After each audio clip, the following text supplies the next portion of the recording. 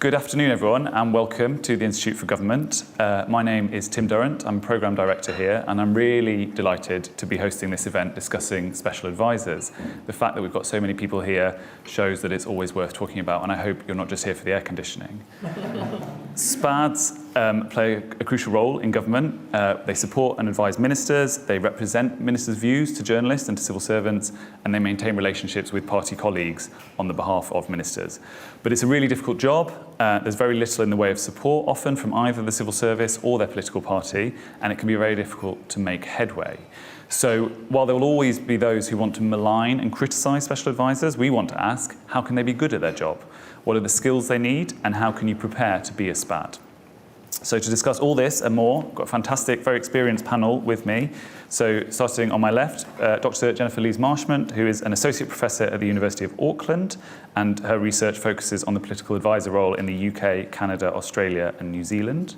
Sonia Khan, Associate Director at Cicero, and she was a special advisor to both Philip Hammond and Sajid Javid at the Treasury, and also has experience as a civil servant. Baroness Sally Morgan, who was Director of Government Relations for Tony Blair until 2005, then became Minister for Women and Equalities, Chair of Ofsted, and is now the Master of Fitzwilliam College, Cambridge. And Liz Lloyd, who has over a decade of experience as a special advisor in the Scottish Government, including 9 years as Chief of Staff and Strategy Advisor to Nicola Sturgeon. So I will kick off with some opening questions for the panel. We'll then have a bit of a discussion and we'll open to audience questions. We are live tweeting from our IFG events account using hashtag IFGSPADs. So please do follow and tweet along if you'd like. And for those online, please do send your questions in via Slido. If you feel able to, add your name and organisation. And those watching online, you can vote for the questions that you would like to see asked. So with that, I will kick off. Sally, if you could start perhaps, what does success look like for a special advisor and what sort of skills do you need? I think success is to understand that you're there with a specific role that's complementary to the civil service, and it works like everything else. I was saying when we were just having a sandwich before we started, it's possible to define and do lots of papers on what is the role of a SpAD and draw nice diagrams. In the end, from my point of view, it always worked if the relationships were good, and that's the relationships between the politicians and the SpADs, and the relationships between the civil service and the SpADs, and the relationships with SpADs and civil servants. And in a sense, it's when it works well, it's 2 + 2 = 5 rather than a negative. And I think you're there to try and explain the sort of political agenda of your respective minister. In my case, it was the Prime Minister, to the broader civil service. You're there sometimes to also explain that, particularly to relatively inexperienced members of both the civil service and indeed of your political party sometimes, in the sense that you're also explaining at times, in my experience, to your political party and perhaps to your MPs, but not everything is possible. So you are constantly in a sort of two-way conversation, and you're a go-between. So in terms of skills, I would say above all, it's the ability to work as a team. It's the ability to be able to take decisions. So long as, it works best if there is clarity about what a government is trying to do. If there's clarity and there's a sort of political programme that is clear, you know the broad direction of travel, and therefore you can interpret things, you can say yes or no to things because you know broadly they're going to fit in. At times, it's also being really clear to explain to the minister, or in my case, the Prime Minister, that was not going to be possible because either there wasn't going to be buy-in from the political party, or the civil service had absolutely valid concerns and issues. I think number 10 is rather different. So in a sense, it was very much, we felt very much we were part of a team with complementary roles, and spent a lot of time working together in meetings where we were all present. Occasionally there were there were separate political meetings, which obviously civil service colleagues weren't part of. But most of the time, we were in if there was a Monday morning meeting, we were all there together. So let's talk about number 10 and the PM First Ministers in a little bit. But on that point about kind of perhaps slightly more difficult conversations, saying to the Prime Minister, actually, no, this isn't going to work. How do you go about that? How do you? I was fortunate. I'd worked 2 years for Tony Blair before I went in. So I think there is a real advantage if you've had a working relationship with somebody before they have taken the role that they've then gone into. Because in a sense, you're used to having conversations where you're not of course you've got high regard for somebody because they're in a senior role, but you're not nervous about having that conversation because, in a sense, certainly my experience, I'd had 2 years where we had been campaigning to get into power and taking difficult decisions and having to navigate our way through where to land things with the Labour Party. So I think I think in the end it does come down to trust. If you deliver and you're known to deliver, and of course you broadly are absolutely, well, more than broadly, you know, I believed in what we were trying to do, but that meant when I did say this is not going to work, or that's just a step too far, or we just haven't got the support there or there, I think it was easier for me to be listened to because, broadly speaking, he knew that I was saying that for a very good reason. But I do think in the end that comes from personal relationships and trust. Yeah, absolutely. Brilliant. Thank you. Sonia, if I could turn to you. So you were a special advisor in more recent governments. Yeah. How do you recognise what Sally's describing, and how do you think things have changed in recent years? Yeah, absolutely. I mean, I'd say that there's been a really big move away from having a specialism, and more of the special advisors now are generalists. And I think a big sort of reason that exists is that some really successful campaigns, particularly sort of the Vote Leave campaign, put together teams that were based on loyalty and trust. And so that is the principal reason people are there, and they learn the communication skills, they learn the policy skills, they learn the parliamentary engagement and the business engagement. And I think that's very different to how it's been in previous years, and possibly to Sally's time, because there was a far greater sort of reliance on experts in the private sector or otherwise, whereas we just don't see that now. But it also means that it's much harder to understand how people have gotten their role, why they do the role that they do, because we can't see their personal relationships with the PM or otherwise. So it makes it much, much harder to understand how they work. So I would say that there's probably less transparency now than there has been in previous years. I think the other big thing, and this is a relatively sort of recent change, is the fact that special advisors have become celebrities now, and I do think that has sort of an impact in how people operate in their day-to-day life. It means that there's a lot more scrutiny in who they are and what they do. More people know their name. There's also social media, so you can share things quite easily. So it means that people sort of fall into two camps, I'd say. There's a group who operate with a high degree of caution and anxiety, and therefore they don't meet businesses, they don't meet kind of their stakeholders, they don't engage a policy with a broad group of stakeholders. So I know with the last budget, actually, it was pretty tightly kept for both leak reasons, but also just that people feel a lot more comfortable operating in an environment with less transparency. But then you also get kind of another group who realise that actually it's a really great opportunity to create brand whoever you are. And so as a result, you need some really quick policy wins and you need some delivery wins, and they need to be attributed to you, because when the book comes out of your boss's time in office, you want to make sure that you are credible, that you were seen as someone who delivers. So that means that long-term policy goals kind of get put on the back burner because people want like quick, sharp wins. So it means that some of that like long-term funding, whether it comes to capital funding or long-term projects or things that we know won't deliver now, just don't happen. I think that's really interesting, and that point about like the kind of the celebrity aspect of SpAds. We were talking earlier about people writing novels or having Channel 4 documentaries about them. Going on Straight From Dancing, Right, exactly. Jennifer, if I can ask you next. So you've looked at political advisors across different Westminster systems. What do you think are the main skills that special advisors, as we call them in the UK, need, and are they supported to develop those skills? They're definitely not really supported to develop those skills, first of all, so they have to learn them on the job, which creates all sorts of problems. But there's a range of skills that they need. These are very pressured skills. So the first most important one is political reasoning or judgment. They are there specifically, distinctively from civil servants to apply political lens to things. How are these things going to play? How are they going to serve our base? How are they going to serve the communities that we are seeking to represent, on an MP's office level? So that's the first thing. The second thing is people skills. We were discussing earlier before we started that this is very much a people business.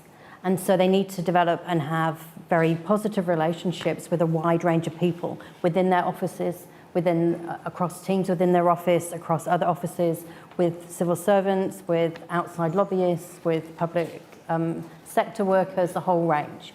So they really need very, very good people skills to build up good relationships, persuade people, placate people, listen to people, respond to people, and so on. So that's a huge part of their job. It's very people-focused. Third thing is advisory aptitude. So we talked about advising, being able to speak truth to power. That is really important. That is their job, as well as just being open to listening to different ideas, putting forward new ideas, adapting to change, because it's a very quick, fast-paced business which doesn't stay still. So ability to learn as well is really important.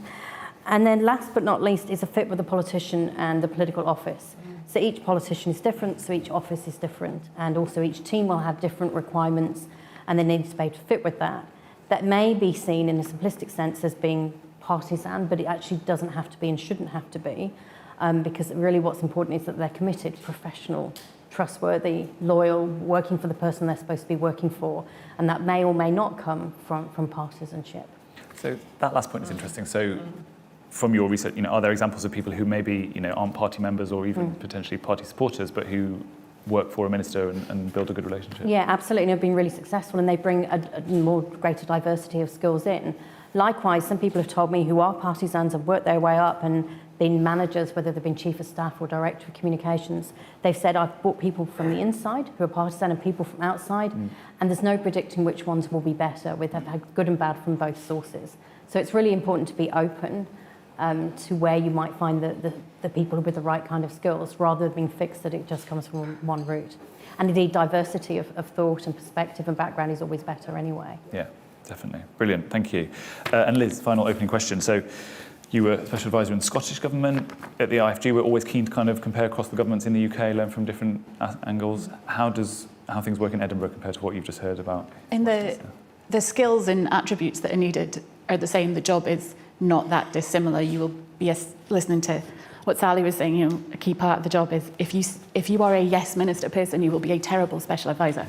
You must be able to challenge. You must be able to provoke your minister. You must be able to convey, both for the civil service and to the civil service, this is a good idea, this is a bad idea, in between your ministers. And they have to have the confidence that you can talk your minister round if something's not good. But your minister has to have the confidence that you can talk the civil service round. Yeah. I think the key difference is actually part of size and geography, is that whereas in the Westminster system, special advisors are much more based on their department, their portfolio, in Scotland it's tended to operate as a one-team approach. Right. Everyone is technically a special advisor to the First Minister, working with a Cabinet Secretary, a portfolio. So it was much easier to manage as a Chief of Staff because I had the benefit of having everyone in one room, which I know doesn't happen at Westminster. And that, I think, reduces the partisanship of special advisors. It perhaps reduces the ability to become that celebrity SpAD, to, go out and make your name on your activity, to tie yourself to a particular politician, because you're there to do the government's job. Yeah. You're there to deliver what your leaders have been elected to do, and that is your role. Yeah. So I think that makes it a lot, perhaps not always more harmonious, but slightly less partisan and political in doing the job. Yeah.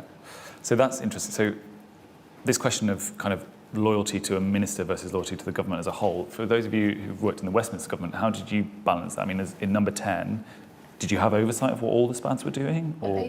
We loosely did, but no, I mean, special advisors were allocated to ministers, and it was pretty unusual to say no, in the sense that the SpAds that a cabinet minister had were usually, they came with the cabinet minister, they were chosen by the cabinet minister, they were cleared by number 10. Yeah. I actually don't think there was hardly ever any disagreement around it.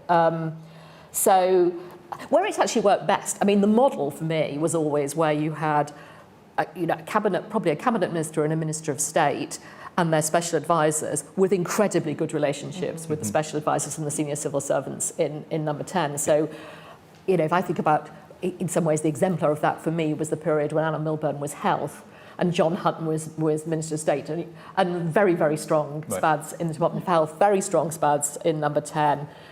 They were working as one team. It was not, in a sense, they were working it out together. They were delivering the detail. But so that's when it really works well. Right. And I think the other thing that was typified by that and is important, and it worked well when SpAds had credibility.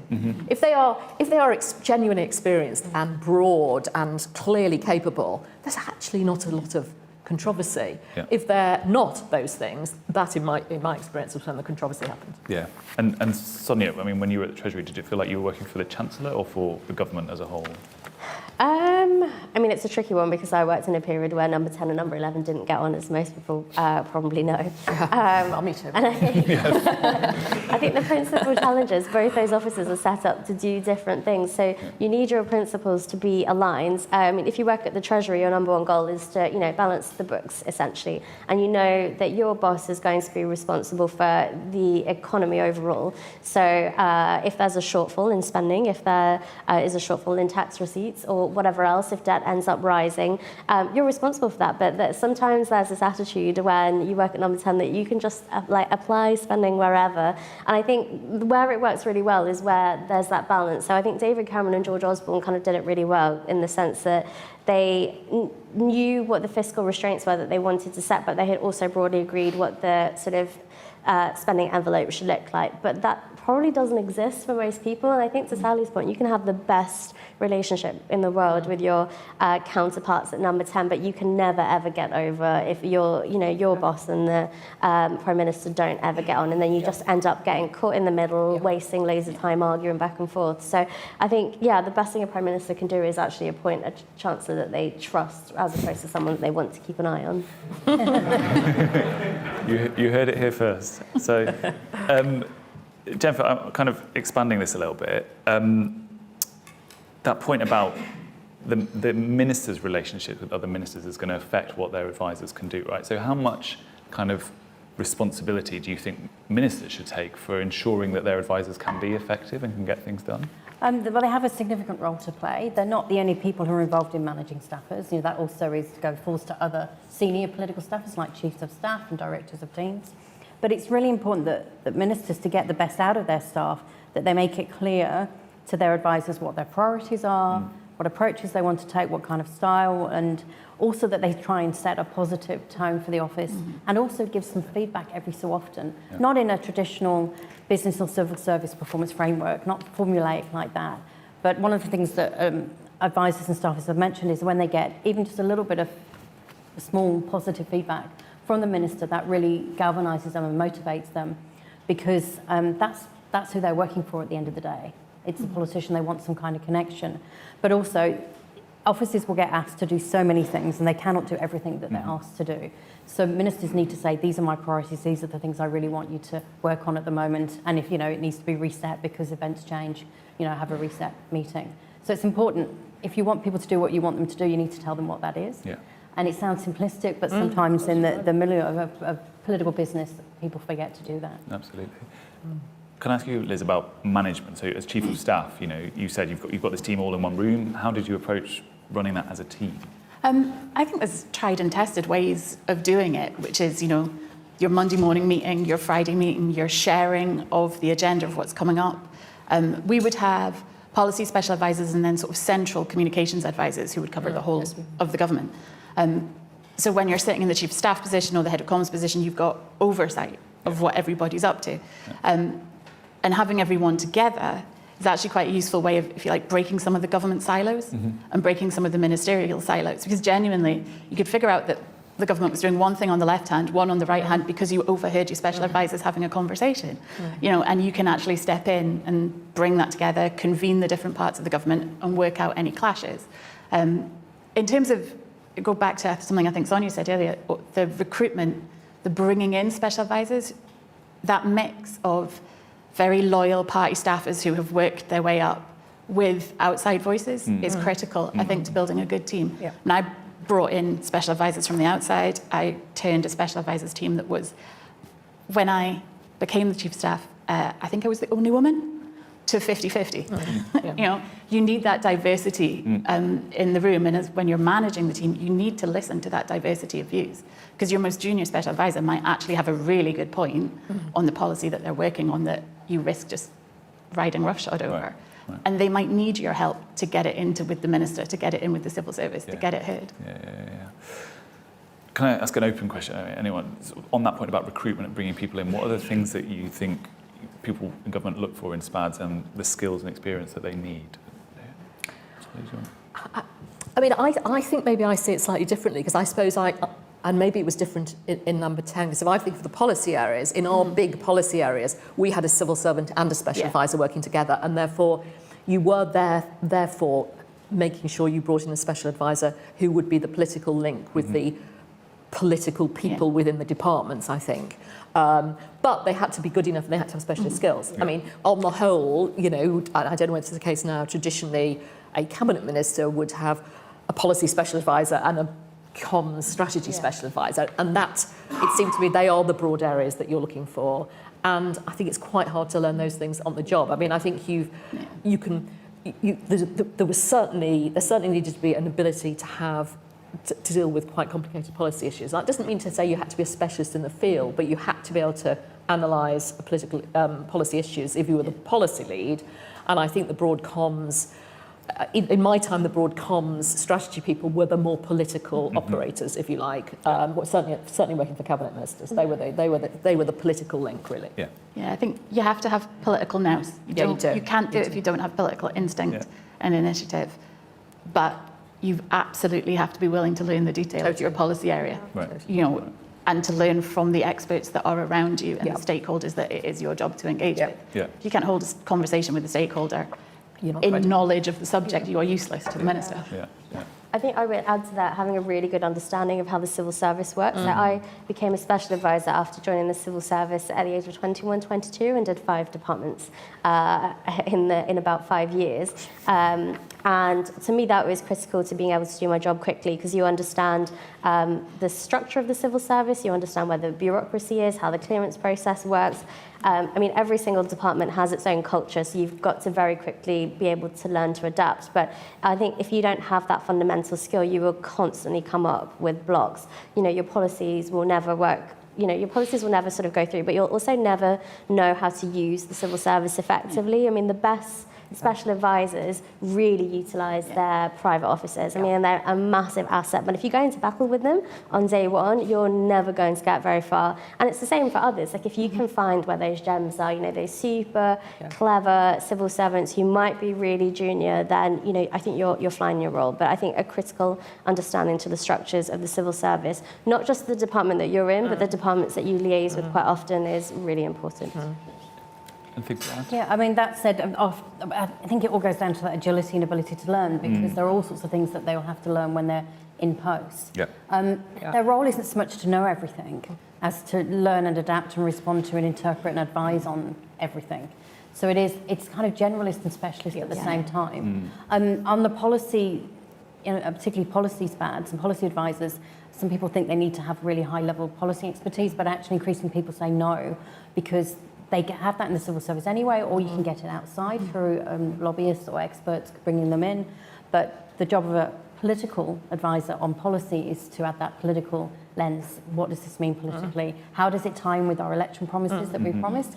Because you are all there supposed to be delivering for the people what you promised in the election, whether you like those promises or not. That is democracy and it's how it works. But that agility and adaptiveness and ability to learn is important. Because unfortunately, there isn't an MBA in being a political advisor. There are a few programs in the US and Canada, but not many. A couple more questions from me, and then I will open it up to the audience. But on Sonia's point, you know, the relationship with the civil service, right, that allows special advisors to get things done. There's the kind of shouty Malcolm Tucker stereotype of a SpAD who just annoys everyone and rubs everyone up the wrong way. Open question again, without naming names, obviously. Is that a real person? Did that exist? And how do you avoid becoming that person? I mean, I should answer that first because I think that was supposedly in my period. But it is so far away from the Alistair I worked with. I mean, look, there's bits of it at the edges. Of course, there is in terms of frustration. But the team that Alistair led was a mixture of civil servants and special advisors, and they ended up really good friends and worked extremely well together. And I think it's back to your point about the sort of high drama of it all. I think it must be much harder now with social media and all. I mean, you know, we didn't really have to deal with that, so I think it must be much harder. But a special advisor like that would not, in the end, last, in my view. A special advisor like that would be out the door on disciplinary in about a week. Well, they would now. But actually, they wouldn't deliver. Because they wouldn't have the relationships. I mean, nobody talks to them. You deliver by the soft skill. You deliver by engagement, you know, a catch more flies with honey type approach. You don't deliver by walking around the corridors, shouting at people. when people would come in, you kind of have to disabuse them of the notion you're not joining either the thick of it or the West Wing. This is a hard job. And you will be the bridge and the buffer for an awful lot. You'll have to absorb a lot of stress, and you don't have anywhere to put it. You can't go and shout at people and let it out. You have to deal with it. You have to manage it. I have to say, we once had Leo from West Wing visited when I was there. We were so excited. I can remember everything stopped. And I remember Tony kind of saying, he was supposed to be having a meeting. We were all saying, but Leo's coming. He's the real chief of staff. And so we were quite in awe of West Wing. Any other thoughts on I'd relationships? say picking up on it being a very hard job. I mean, these are 60-hour weeks, sometimes 80 hours in a dangerous situation. It shouldn't be that high, but they are extremely high level, very pressured jobs. They are not easy. There's also way more to be done than can be done. So anything that the public service or civil service can and should do, you need to let them do that. So you've got time to focus on the political issues, which only you can do. So that's really important, just to be able to constrain what are always going to be very high workloads anyway. But also, as you said, to be more effective, to get things done. Because your job is to help the politicians deliver. Yeah, I mean, I would agree. I'd say my experiences, I've definitely met those who've been inspired by the range of characters from the thick of it. But you probably do need a high degree of resilience as well, to the point about 60-hour weeks. But also, a lot of special advisors now move into cabinet roles, they move into ministerial roles. So breaking down relationships at all ends just isn't effective, because they will come back to bite you at some point one day. And actually, a lot of really good special advisors have become great ministers, and I think command the respect of their officers. If you look at Richard Holden, Laura Trott, just in recent times. So. Makes sense. So one question from me, and then I will open it up. In the UK government, officially, there is supposed to be a limit on special advisors, 2 per minister. That's what the ministerial code says, unless the Prime Minister allows more.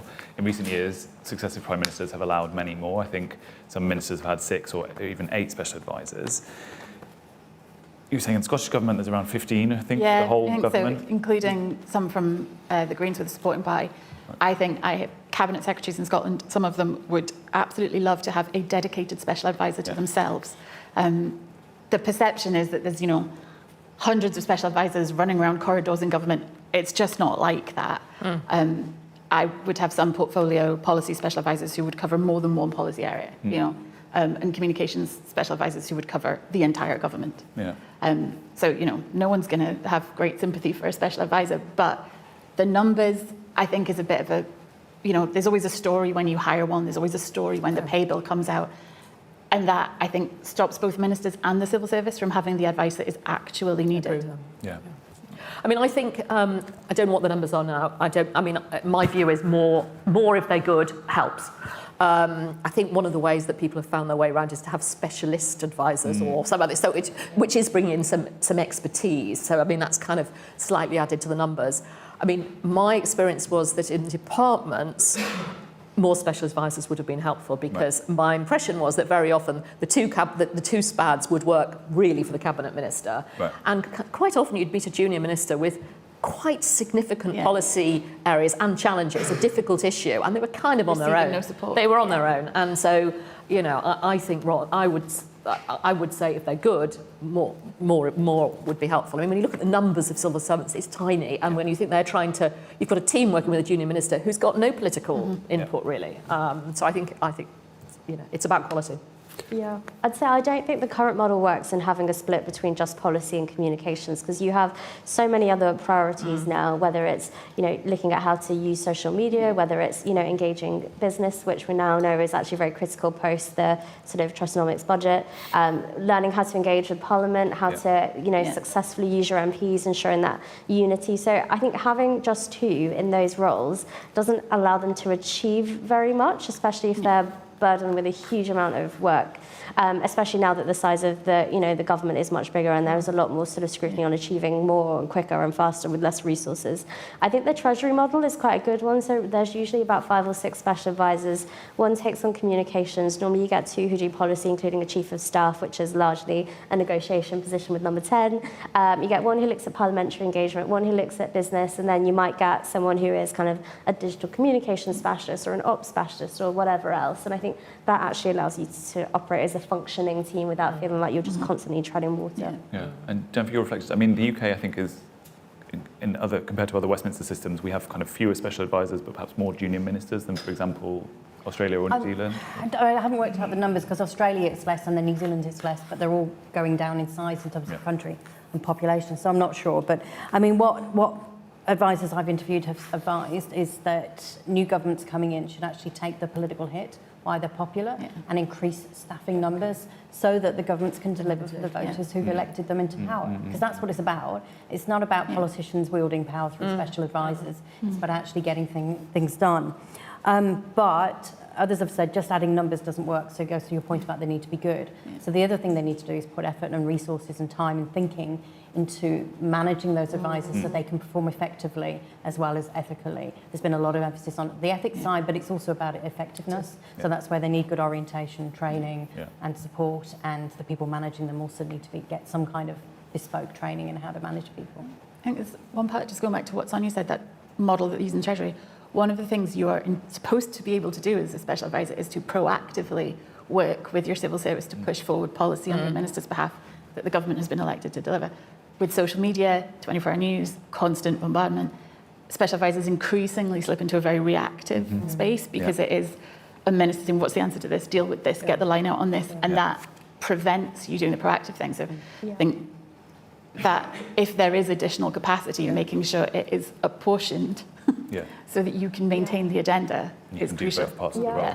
And I think also deliver a long-term agenda. Yeah, There I are think some that's policy the- issues yeah, that will take a long time to come Yeah. to fruition, but you just cannot dedicate any resource or time to them because you're constantly dealing with what's in front of you, which is great. But then you realise actually the government doesn't hit most of its targets purely because of a lack of resource, which can be really frustrating when they're either things related to net zero or health or otherwise. Yeah. Brilliant. Let's have some questions. So we have a roving mic. We'll take them in groups of 3 in the room first, and then I will go online. So this gentleman here at the front was very quick, and then we'll have plenty of rounds. You're very sweet, Tim. Thank you very much. My name's Andrew Edwards. I teach advanced public speaking. I wanted to look at the end of this process. Now, we all can't end up principal of an Oxbridge college when we finish being a special advisor, right? Nor, big gap in right? between. Yes, Sally, I'm not doubting that. But I am concerned that, for example, say you're a prime minister who then resigns, and then you resign as an MP. What happens to the people who are going to be in your office and everything like that? Some of them are being given a peerage, but again, you can't give everyone a peerage. So I really am concerned, as Jennifer was mentioning, if you're working 80 hours a week as a 21-year-old and everything like that, then all of a sudden your principal has gone. What on earth has happened? Are you looked after in any way, shape or form? Thanks, Tim. Brilliant. Great question. Gentleman at the back, and then here in the glasses, and we will go around again. Hi there, Timothy Stafford, long-time parliamentary staff. I now work for the Australian High Commission doing Australia's government affairs. I just want to come back to the question of centralisation and whether you feel, I guess this is more of a question for Sonia, that in the last 13 years there's been a trend and tendency of things being more run out of Downing Street, because it very much felt during the Cameron era that it was individual cabinet ministers would choose who they wanted, they reported directly to them, and then you got to sort of the Dominic Cummings era, and I don't want you to necessarily go back into that too much, but where it felt like Number 10 was exercising a veto at reshuffle times. It was saying, yes, you can stay, but you've got to lose the SpAds that we don't like. Everybody has to come to a weekly meeting. These are the talking points. You've got to do what I'm going to tell you, etc. And it was all being run out Downing Street. Was that a very specific one-off bespoke model, or is that the trend of what we should expect in future governments? Thank you, Martin Lejeune. I'm a former Cabinet Office civil servant and ministerial private secretary. So, a quick answer to your question. Are SpAds focused on the government or the ministers? They're ministers. That's where the job is. Simple. And a quicker, even quicker question is, should we not have cabinets of 20 or 30 political specialists? As a former civil servant, I know the weight of the machine is really hard to drag it back to deliver what ministers want. You want more than just crisis management. Thank you. Brilliant, thank you. Okay, so on people who leave office and is there support? Liz, you volunteered, but... I volunteered as the one with the most recent experience. I and some colleagues are about 2 months out of government with the change of First Minister in Scotland. One of my colleagues who's in communications, I remember him saying during the leadership contest, he was sat during the weekly briefing after FMQs, and one of the journalists said, "What happens to you?" And his answer was, "Well, I'm redundant on Tuesday." Yeah, exactly. you live with your minister, you die with your minister, you go in and out with them. Now, it's slightly different in Scotland where, and I think this could work in Westminster, which it does, where you're managed by the First Minister, so a reshuffle doesn't necessarily mean a special advisor loses their post. You might move, you might acquire a different cabinet secretary. But a First Ministerial resignation, a Prime Ministerial resignation, every special advisor loses their job. There is some redundancy arrangements, but it's one of the reasons I think you see this growing cult of celebrity SpAds who, have one eye on the exit door. What comes next while you're doing the job? What can I claim the credit for? What am I responsible for? What will I get a job for afterwards? Who do I engage with as a stakeholder who's going to hire me afterwards? And I think there's a little bit of danger in that. But yeah, you're straight out. It's quite a brutal process, to be honest. I mean, I was getting ready to go anyway, but it does come at you pretty hard. I don't know if you have anything to add on that, or do you want to move on to... No, I think that's a really good way to summarise it. The next day, you're kind of just sat there watching the headlines. Like, what do I do now? I have no life. You literally wake up at all of my friends because I never went to their weddings or anything that they organise. No, I think there's no sort of formal support, but there is informal support, which is the network of special advisors who've gone before you. And actually, I think that was massively helpful in understanding what the career options are for you moving forward. I mean, they're often pretty limited, so most people end up in consultancy. They might go work in-house. I think there's actually an unusual trend of people doing sort of different things. So, people becoming successful podcasters now, or, thinking about an entirely different sort of career or moving abroad or whatever else. But I guess because no one manages you and you're not really the priority of anyone, you're kind of just left to it. So you almost have to become a bit of a hustler. You have to find your own path and find out where the gaps are in the market for you. But it can be tough, especially when there's a change of government. So I think if you go from Conservative to Labour or Labour to Conservative, you suddenly realise like nobody wants to talk to you, none of your skills matter. Your network becomes sort of irrelevant in the sense that people just want to know who the next version of you is. So it can be tough. I mean, my experience was probably easier because I left in 2005, and so that was 2 years before Tony Blair left Number 10, and that was my choice. So in a sense, I actively took the decision to go. That said, I did walk out the door not knowing at all what I was going to do, because even if you know you're going, you don't have time to think about it. And so I always say to people, drink coffee with people for 3 months. Just don't say yes to anything. Drink coffee, think, what do I actually now really want to do? Because I can't replicate what that was. So what shall I do that really I enjoy and I get something out of? And you've got, I mean, I think you're right about the network, because I think the only people who really get it are people who've gone through it. And I think, I suspect we all get lots of calls from people who just say, what the heck do I do? And I think we have to spend time with each other on that basis, actually, because I think it is quite brutal. It can be quite brutal. Yeah, brutal is the word that people who I interviewed use the most. Half an hour notice and they're out. And it's not just a change of election, which at least then is democracy in operation. Sometimes it's a change of leader within a party. And people who are helping suddenly don't want you there. And the other thing, if you look at it... Or a cabinet minister, actually. I think the hardest is a reshuffle where everyone else is still there. Yes. I think that's very hard. But you might not be. Somebody in Canada referred to it as the Hunger Games after a reshuffle, where everybody's trying to find a new job, which is pretty nasty. But the other scary thing is this is a loss of skills which have been developed in roles paid for by the taxpayer, and they just go out the door. And they're not necessarily going to be put to the best use. So again, it's bad for the individuals, but it's also bad for the ecosystem of professional behaviour. Where we have kept people at reshuffles, kept the special advisors team, even if the cabinet changes, you're actually keeping some of the institutional knowledge, and the new cabinet secretary can benefit from a special advisor who may have been working for someone else yesterday, but who, knows the history of the issues that they're dealing with, knows what's going on, knows how we got here, knows it in and out, knows which civil servants you're going to get good advice and briefing from. There's a good guidance there, so there's merit in keeping people. The second question on centralisation in Number 10, how do you think that has changed over the last few years? Well, I think we've increasingly moved towards a model where not just strategy and accountability is run out of time, but actually a lot of delivery. And I think as a result, less is delivered. And that becomes a big problem ahead of a general election, where suddenly there's a big focus on sort of implementation of policies, and there's a rush to get things out the door. And I worked under every single Prime Minister in different roles. And I'd say the best model was probably the Cameron-Osborne one, where they had sort of a broad overview of the policies that they wanted to deliver. and they use cabinet and political cabinet as a way of maintaining accountability, but ultimately delivery was done by the ministers in charge. And a lot of those ministers were people that they had cultivated relationships with over a long period of time. So there was a really central basis of trust, which I don't always think exists in kind of future cabinets. So I think that model is a lot better because, I mean, Sally will know this, but number 10 is very, very small. Even if you've got the best special advisor and the best like policy civil servant, they can only achieve so much. So I think not utilising the skills that exist within the departments is sort of a real shame. So yeah, I don't think that we will permanently return to that model, just because I think we're realising now that there are a lot of policies that haven't been delivered, especially when you match them to sort of manifestos on both sides. So yeah. Okay, and then the third question from Martin. So on cabinets of 20 to 30 political advisors, what do people think? Would that be a good thing? I mean, generally, we tend to have, a few political appointees and a big civil service support team in the UK, but it's different in other countries. I mean, I suppose my experience of number 10 was obviously it was a reasonable number. It was still not nearly as many as the civil service, but it did probably feel more like not exactly an equal relationship, but the numbers weren't as extremely difficult. And I think that therefore did, from my experience, meant that it was more of a team sport, if you like.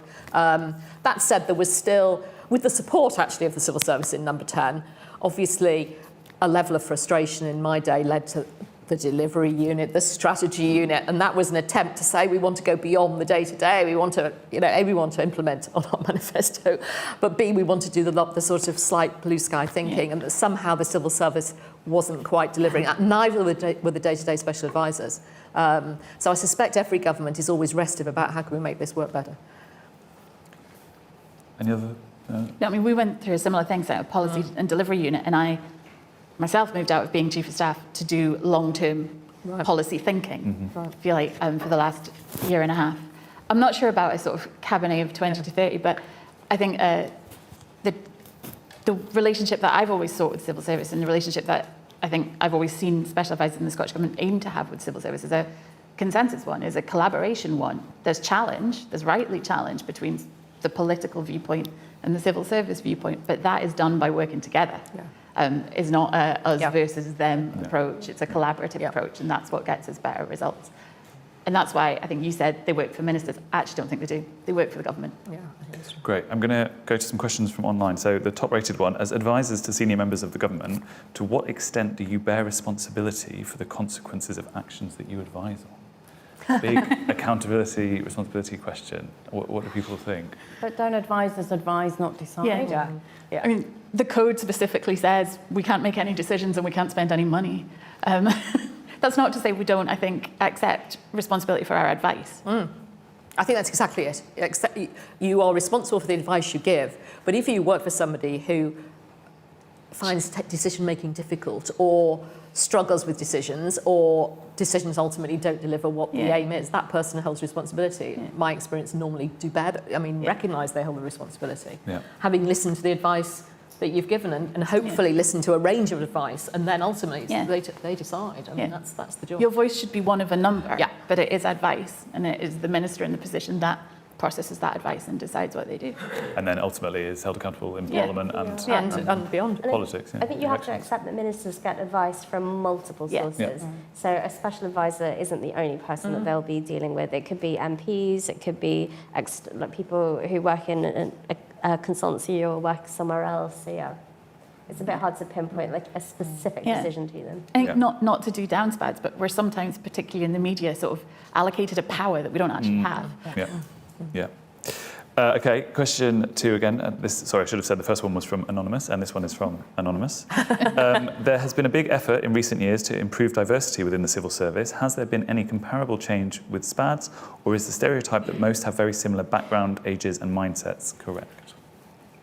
I don't know about SpAds, but I know in Canada, for example, and Australia, they have made a concerted effort to improve the diversity of people, and really gone out and proactively to recruit, to bring people into the interview process. And they said then things get better there, but also to offer more support for diversity of background and thought. In UK SpAds, there wasn't any mention of that in my interviews, but they were just with staff with Boris Johnson, so maybe that was a particular case. What do you think? Has there been any effort? I mean, I think we did have quite different backgrounds, actually. In the number 10 I was part of, I think across government maybe less so, but I think when you've been in opposition for a long time, in a sense, you probably have got quite a diverse group of people because they've been with ministers often for quite long time. Yeah. I can't say that there was a conscious. I think there was a conscious effort to have different thoughts, different backgrounds in terms of thinking. I suspect now that I would guess there's more effort made in a more obvious way about diversity. But I think diverse thought in my day was certainly welcomed because what's the point otherwise, really? Yeah. But there is an infrastructure problem here, or rather a lack of infrastructure, which causes a problem in that because the jobs are insecure, because you can be kicked out of half an hour's notice, because the pay is not really comparable to the private sector or the civil service even, or the conditions or the pension or the safeguards or mental health support or anything, the whole range of conditions which are really bad. It means that, I mean, we were saying earlier with Pamela Dow from the Civic Future, the problem is that then you end up with SpAds tend to be either very well off and able to take the cut if they're experienced, or they're young and starting off their career, so they're not having to finance a mortgage just yet, or they don't have family responsibilities. So that in itself creates problems, and this is probably true all over the world, actually, creates problems for getting a more diverse staff. And the hours are horrendous, they're not good times, there's been, and it's getting better, there's perhaps more awareness of it, but the hours are not conducive to people who have young families and things. But don't you then just think, I mean, I think it's easy to be too negative, actually, because, I mean, in a sense, it is the most amazing job. If you are part of a government where you think, I really do want to be part of helping this deliver, and I believe in what we're trying to do, there's not many jobs better. The people I interviewed really appreciate the opportunity to serve, the opportunity to make a difference, that it's incredibly exciting, it's really valuable. It's just that, there are a number who then had children and then I can't do this anymore. So just when they're getting experienced and could be really good managers and all the rest of it, they have to leave because of their family. Yeah, I mean, I've changed the diversity of special advisors to bring in more women. I don't think there was sufficiently diverse backgrounds across the board. There is a diversity of thought, I think, and not a sort of, I don't know if the traditional SpAD down here might be thought to be a sort of privately educated, well-off. I don't think that's certainly not a correct assumption of the group of special advisors in Scotland. But it is hard when those hours hit family life and family responsibilities, and in trying to recruit women, and that's often a conversation I found myself having is, how can we manage this? How can we help you? How can we make this flexible?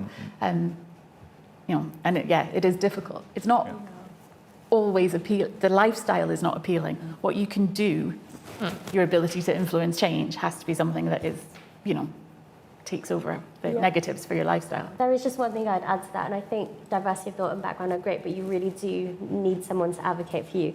I won't name who it is, but I think when I became a special advisor, I was really fortunate that there was someone who was sort of my advocate with senior people and made sure that I was heard. And if you don't have that, it feels almost impossible to do the role. Because you can be there and you can be pushing your ideas forward, but if you don't have that person who says, actually, I want listen to hear to her. from, listen to that person, or listen to this person. They come from this background. We need to...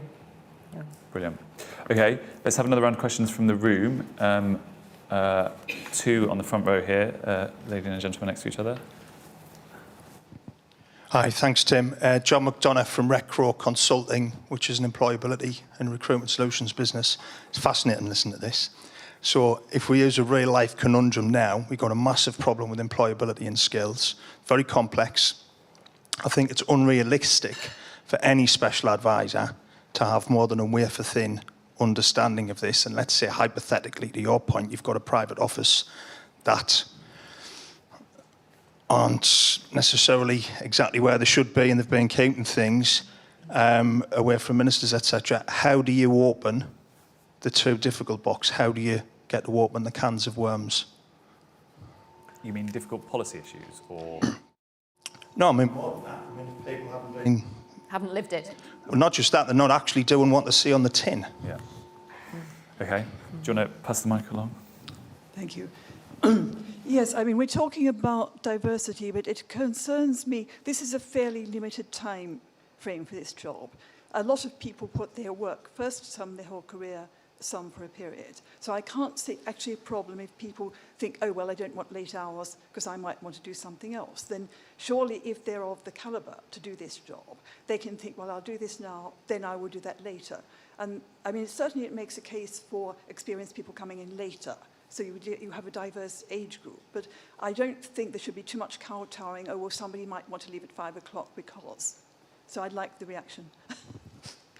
Cool. And then one more I'll go question. for that one. Yeah, great. I'll come to you next. Do you want to go to the back, Lauren, and then? Yeah. Josh Arnold Forster, and I was a SpAD under the last Labour government. And I spent a lot of time with junior ministers just because they needed help. And so I have a great deal of sympathy about expanding the number of special advisors available in the department. But I would also argue, based on recent experience and actually previous experience, that special advisors' behaviour and how they operate and what they are allowed to do and what they are not allowed to do needs to be examined again, and I would argue codified. I don't think it's good enough just to allow special advisors to go, well, I thought that was my remit, or I didn't do that, but I knew my boss wanted me to do that, etc., etc. I think there is a role for codification of civil servants, and that who gets to hold them to account isn't necessarily the civil servant, even though we're all temporary civil servants, but maybe you do need a committee of the House to look at, just as the Privileges Committee can look at MPs, maybe you need a similar structure to hold special advisors to account. Great, thank you. Okay, some very meaty ones there. Sally, do you want to pick any of those? Pick any of those. Well, I'll go for that last one, actually. I mean, I don't agree with you, and in fact. I mean, I think accountability for SpAds is the person who's got to hold them accountable is the minister for whom they're working. They're not part of the civil service. We may, you may be. I mean, my day actually I was partly paid still by the Labour Party as well as the civil service, but. I think it's, and they don't work for the House. I mean, they don't work for the House, they work for the government, and that is different. So, Prime Minister has got to hold his or her ministers accountable, and they have got to hold, through their Chief of Staff, or they've got to hold the SpAds accountable, and that's the line for me. So I'm in favour of accountability, but if somebody misbehaves, they should go. I mean, actually, people have to be held accountable. They can't just carry on.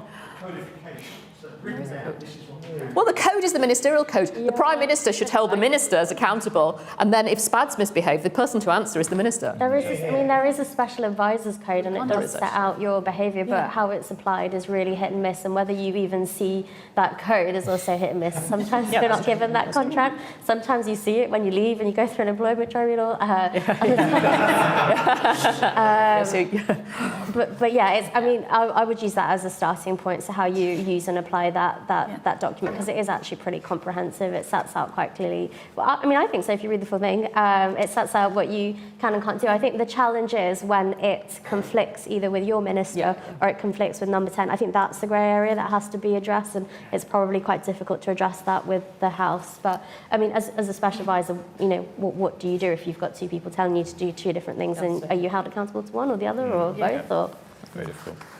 Okay, the first two questions. So, how do you open the too difficult box, and how can you get more experienced people in, or allow less experienced people to have a bit of experience as a SpAD, and then bring others in later in their career? Any thoughts? The point of bringing people in later in their careers, I've done it. It's incredibly helpful. You bring people in. I would have a SpAD team that would range from somewhere in their 20s to late 50s. So people will probably reach 60 at some point. So people have a range of experience when they come into the job. Some come as young staffers, some come having had careers elsewhere.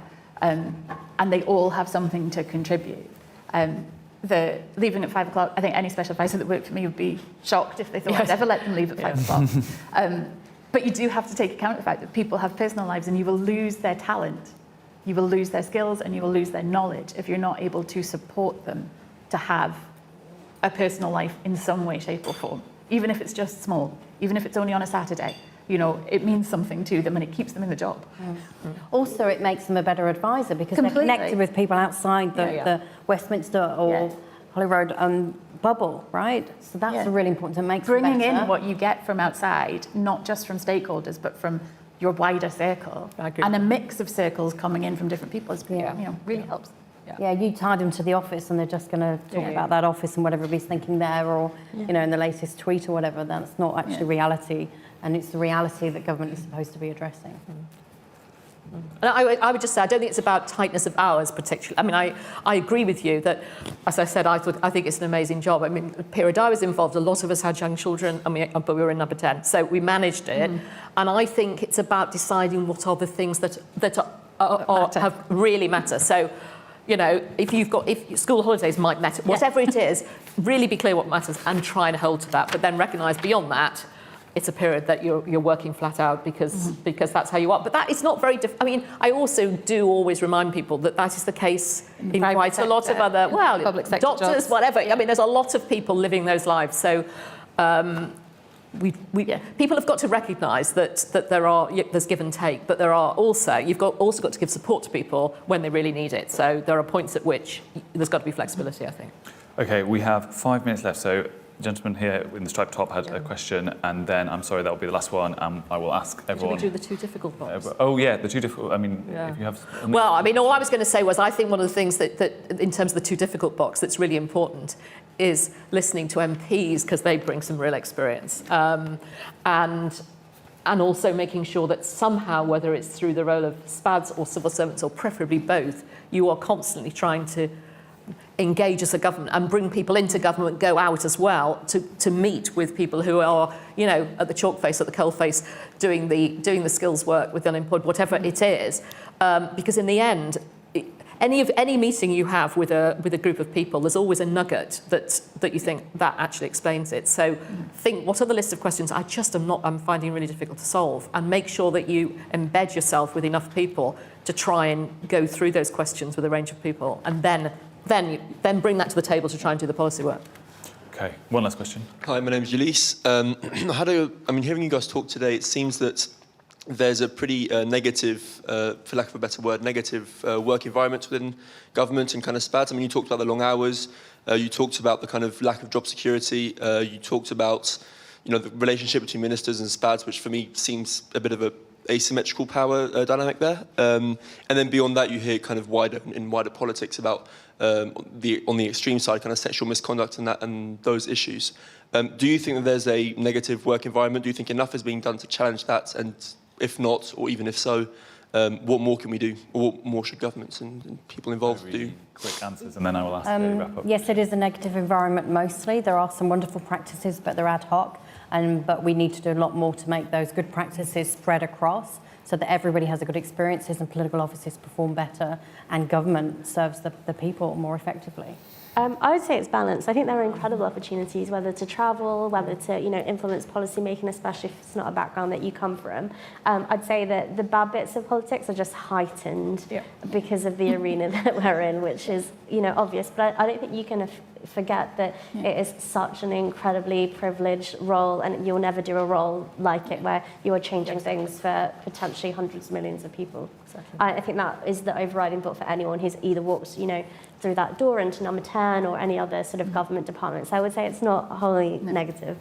I completely agree with that. Nothing to add. Yeah, 100%. It is an honour and a privilege to do the job. You take the hard bits, but it is an absolute honour to be there. And when you're having a bad day, you think of the thing that's happened in society that's happened because you did something, because of a bit of advice that you give, and that gets you through. Yeah. Brilliant.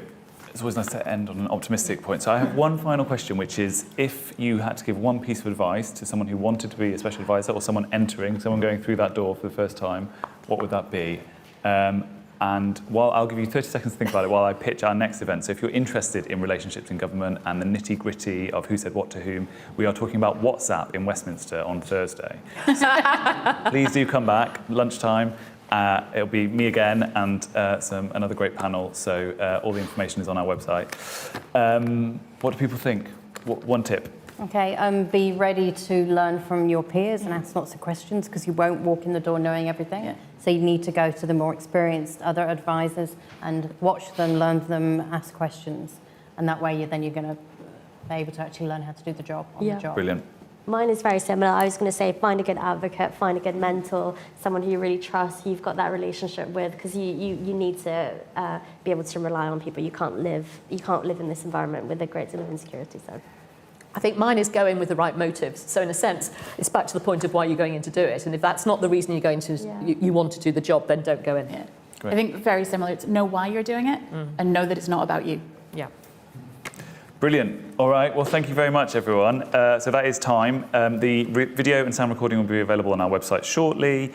Always welcome to watch back. As I say, plenty more events. Please do keep in touch.